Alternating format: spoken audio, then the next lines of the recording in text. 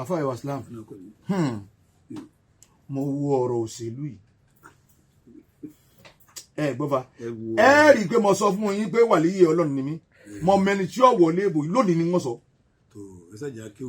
Àkéwù ẹ̀ ń sọ fún yín ni ṣe mọ̀ pé wàlíyé Ọlọ́run ni mí mọ̀ pé ẹjọ́ kó ti nǹkan ṣe mọ̀ ń jẹ̀jọ́ ni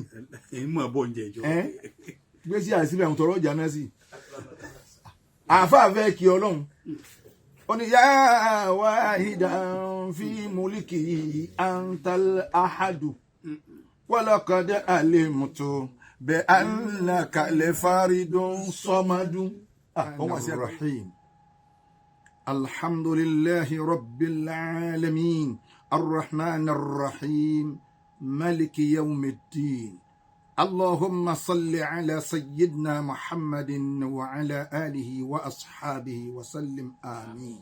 اللهم بارك على النبي محمد، اللهم بارك على النبي محمد، اللهم بارك يافي النبي محمد.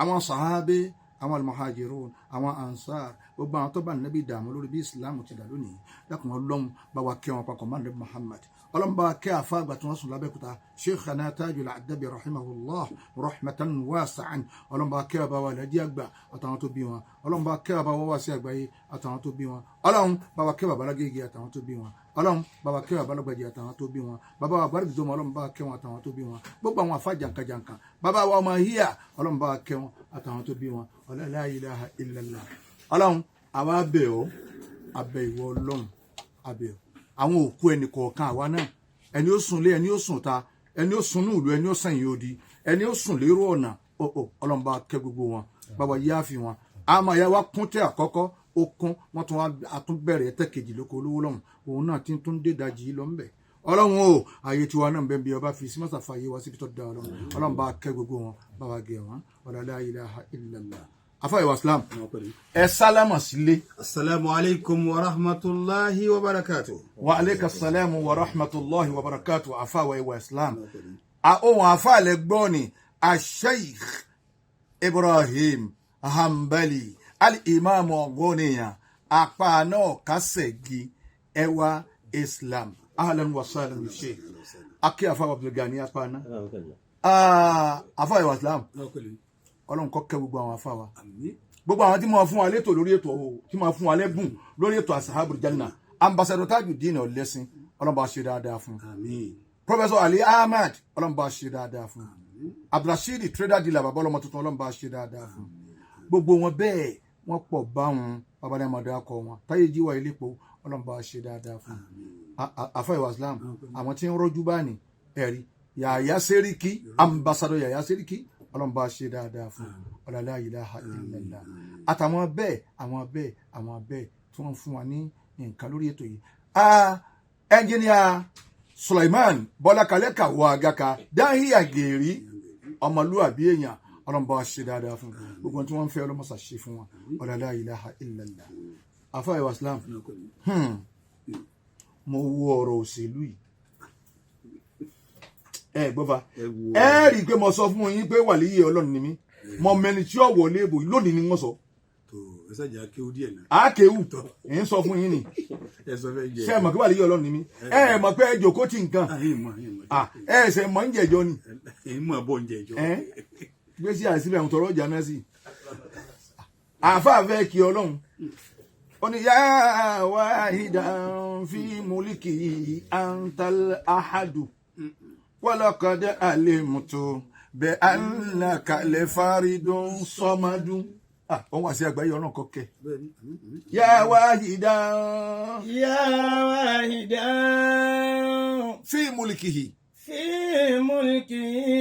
antal ahadu antal ahadu ولقد علمت بأنك فرد صمد ولقد علمت بأنك الفرد الصمد ولقد علمت بأنك الفرد الصمد أفا واسلام أفا يا واحدا